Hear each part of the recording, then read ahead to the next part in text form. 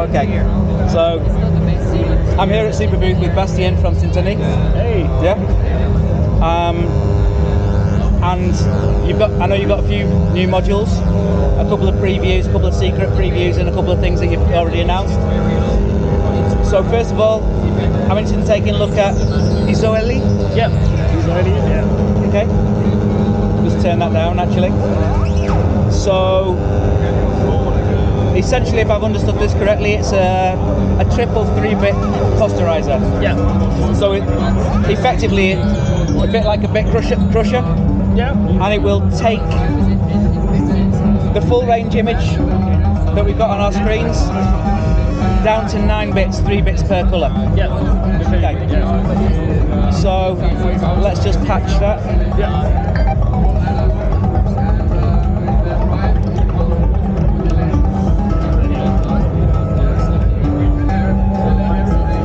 Let's take this to the output.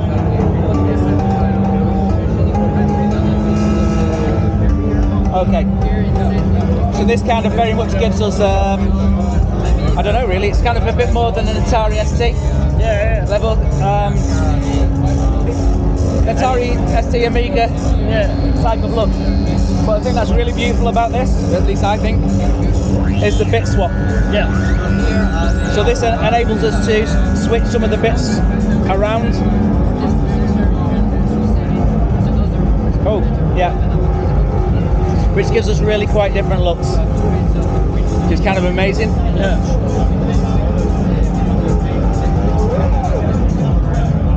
Another thing that's lovely about that is that this bit swap is CV controllable at video rate. Yeah. So even if we just kind of go to an LFO, I'll pull 3 out. In fact, where should we take 3 LFOs from? Animate? Yeah, or you can take the 3 output of Baja. I'm just not familiar with this one, so...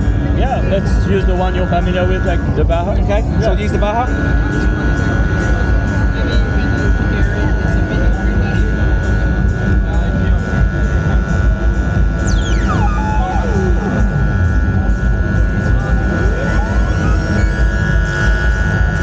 You can go to higher rates.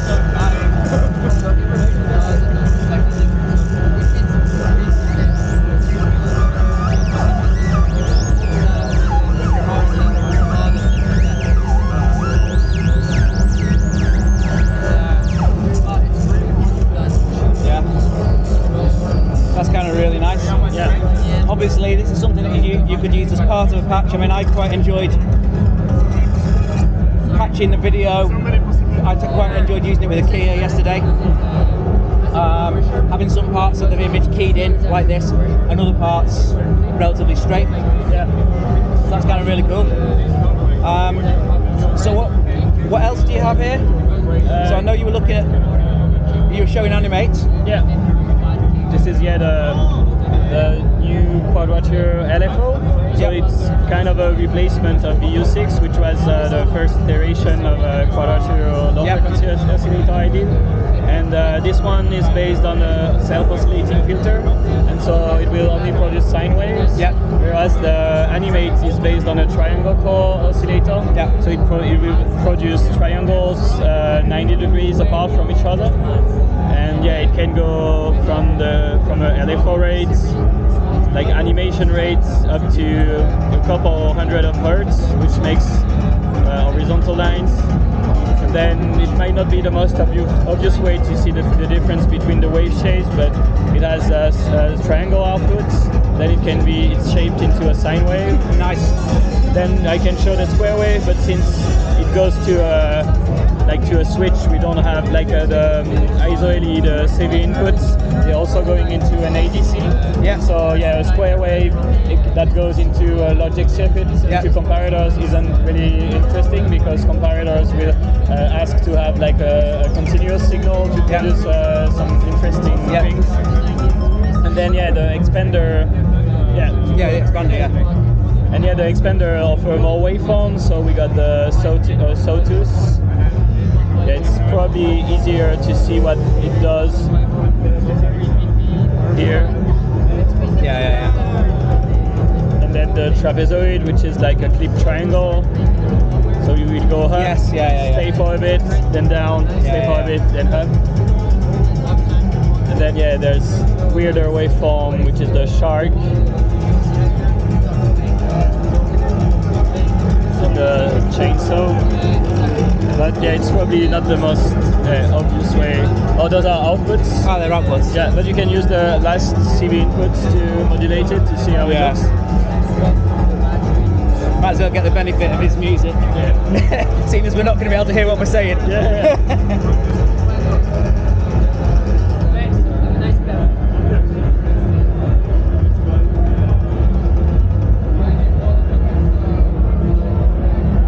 Amazing.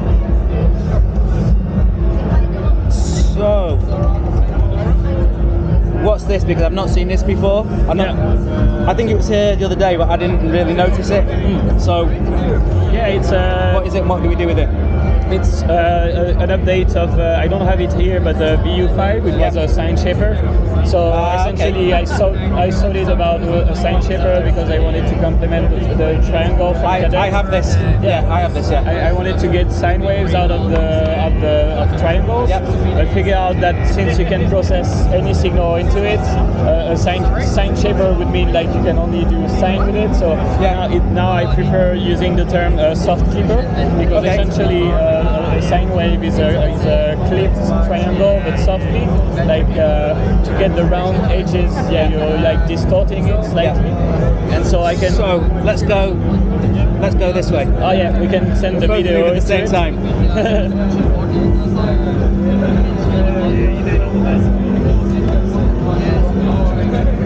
So yeah, that's.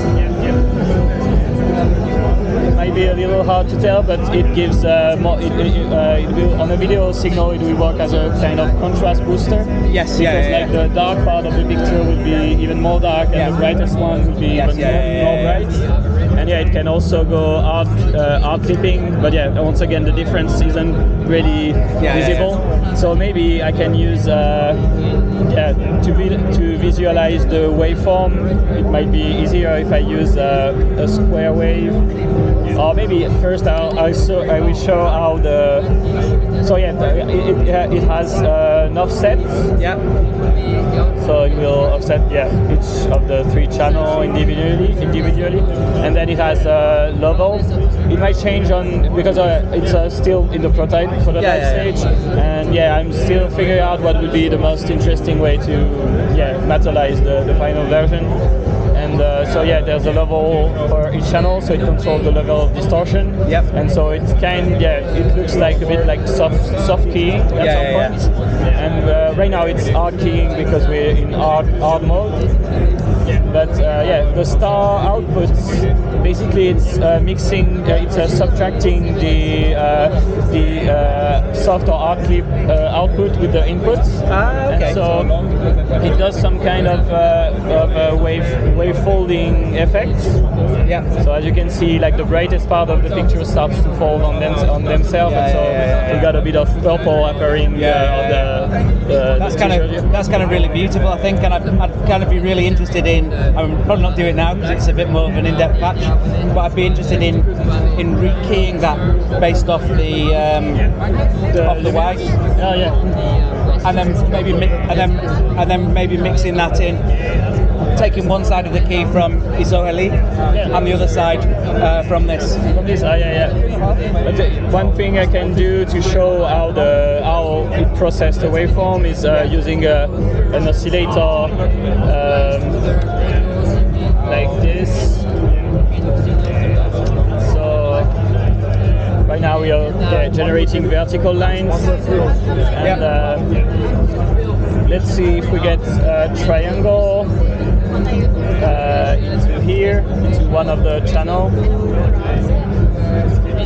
And it's called Crêtes because in French clipping is écrété. Okay. So, for example, Crêtes can be used for like. Do you want to get a bit closer to the microphone just to make sure that they can hear? Oh yeah. Just we're trying to spread the correct French pronunciation. Yeah. So it's called Crêtes, and so because in French clipping is écrété, and it's also the word we use for like the top of the mountains. Okay. And so it has this idea of something like or even like the punk cut. Oh yeah. It's called Crêtes. Yeah. And it has this idea of the top of something. Yes. And so écréter is like removing the top of something. Okay. And so right now I'm sending a triangle wave from DWO and into Crêtes, and then going to the CV inputs. Yeah. And so right now so let's see the clip outputs. Yeah. So we got some kind of a sine wave right now, but I need to move the offset a bit to get something more sine looking. Yeah. Maybe like. So sorry. So what waveform's that's going in there? It's a triangle wave. Okay. Beautiful. Yeah. It's a triangle wave, and so maybe I can just change the frequency so it's a little more visible. And so it's still it has a little spike still, so I can put a bit more gain, and then I can go way higher with the gain, and so we start getting some kind like a rounded square. Yeah. And then I can go so it's right now it's soft clipping, but I can go for hard clip, and the hard clip will be more like Sorry, I just keep doing this, don't I? Oh, no worries, doing also long. Yeah. Do you want to put that in? Yeah. Sorry, I'm just reconfiguring this. Green, red.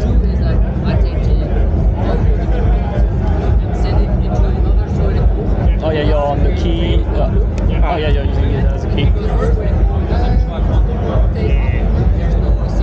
Yeah. Okay, so we're packed. Yeah.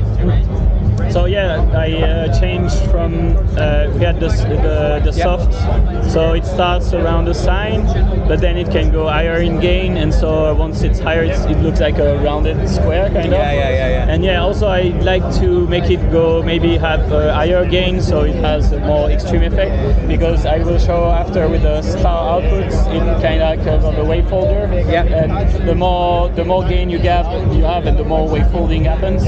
Okay. And so this was soft, but we can go hard clipping. So here we'll just have like really the top and bottom of the triangle, which are clipped, and then changing the shape would be kind of like of a both ways modulation of the triangle wave. And then what I found pretty interesting, and actually it's Fox from Foxing Hour. From Fox, yeah. I was talking about him with him about this new module, and he was like, "Oh, did you try doing a star output?" I was like, "What's the star output?" He was like, "Oh, if you having subtract the output sign to the input triangle, you get this kind of weird wave shapes." And I'm like, "Oh, let's try it." I was simulating it at this point. I was like, "Oh, let's try it." And then I come back to him. I'm like, "Oh, if you add more distortion to your sign, it starts getting wave folded." Yeah. So I ended up putting it on the module. So let's see how it looks. We'll go back to soft clipping, and so that's why it's called star, because it has this like kind of I also like to call it anti-sign, maybe anti-sign, because like the sign, it starts like the curve. I mean the curves are inverted, and so once you start adding more gain, it starts folding itself, and that's how the effect we have on the video signal, on the external video signal, like the folding. Okay. So this is the effect that we saw in this gentleman's shirt before, wasn't it? Yeah. And so and it also worked with the hard clipping. It starts like wave folding, but here we keep more of the inputs, like the input triangle. We have like really straight lines, whereas with the soft we have those wavy kind of thing. And I think we can try to check instead of modulating one oscillator with the other. We can shape both waveforms and then sum them to make a shape out of it. So I go to this one later, but I'm using Solaris, which has two input mixers. Yes. So I'm using one mixer to mix them together, and then sending the resulting output to the FKG so we can see the waveform. And let's see. So right now I should probably go back to this. Okay. So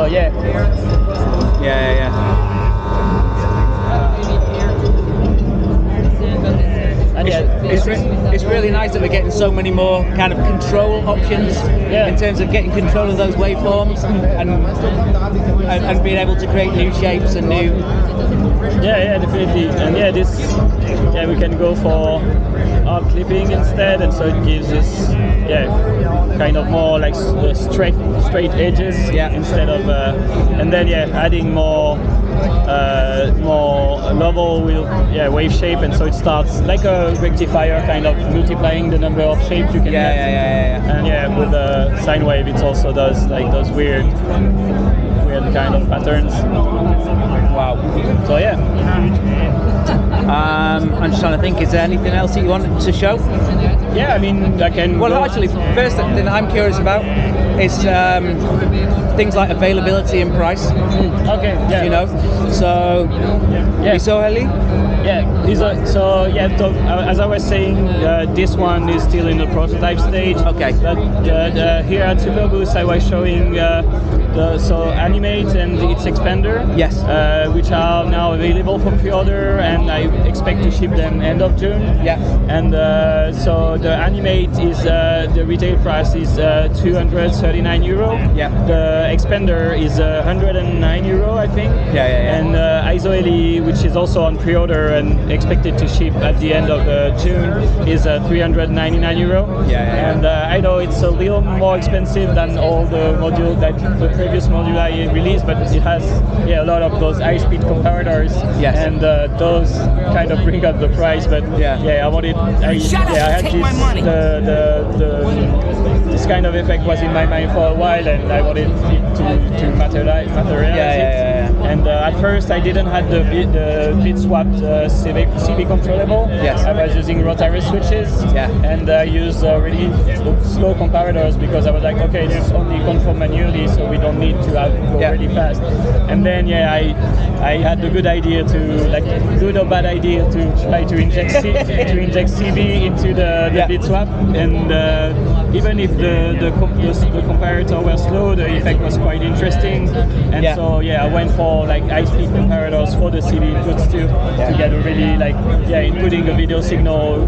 It keeps most of the details of the video signal even in HD. That's beautiful. My system's running on like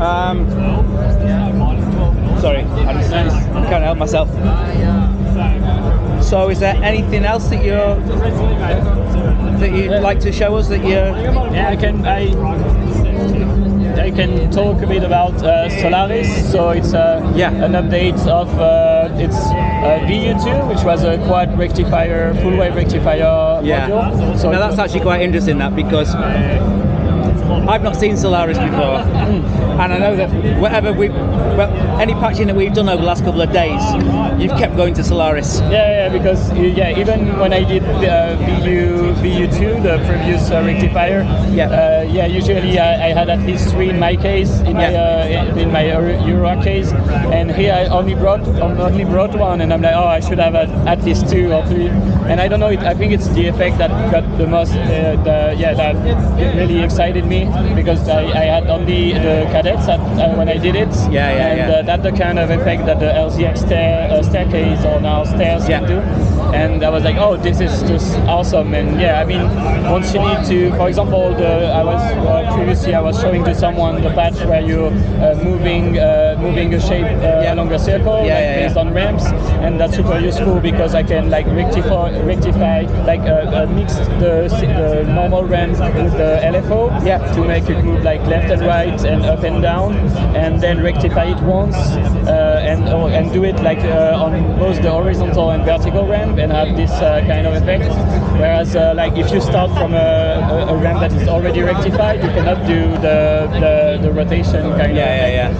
And so Solaris is the quad rectifier, so it's quad, it's 4 rectifying stages that are chained together, but the main difference with VU2 is that it's coupled with what was VU10, so it's a 2 input mixer, and so the mixer, they are put in between each of the rectification stage. So if you plug a single signal to the first input of the rectifier and don't have anything plugged here, you can get the same thing as with VU2, like the chain rectifier. But then you can also, like between each stage, mix a signal. Yeah. And so maybe I can show. So yeah, right now it's used to mix the shape we generate with the Crêtes. But I can show like with one stage of rectification. Yeah. Okay. And if I go to the third stage of rectification, I'm really sorry. If I go to the Syntonie 1, Zoom 0. apologies. And I can mix low frequency oscillator with just before the third rectification stage. So can I pull that back on the key? Yeah. And so now it starts animating the shape, and I find it very interesting. Also, one main difference for the mixing part with the VU10 is VU10 is only an averaging mixer, so it will take two 0-1 volt signal, mix them together and average them, so the output is always 1 volt. Yeah. And here it can be either there's averaging position, so with the switch, which is the same as VU10, but then it can also add, which will keep the output as it is when summed, so 0-2 volt maximum. And then there's a subtract input, so it will subtract the signal at the second input to the signal at the first input. Yeah. And so I think it's pretty. I was often using VU2 and VU10 together, and I needed a multiple, the active buffer multiple, to do what I wanted to do. Let's merge them into a single module, so the pre-routing is done, and I kind of. Yeah. So what's the availability of Solaris? It's not available yet. It's still in the prototype stage. I think I'm close to have it ready, and I hope to have it maybe available in the next month. I mean, it's closer to be done than the Crêtes, which still did a bit of work. Yeah. And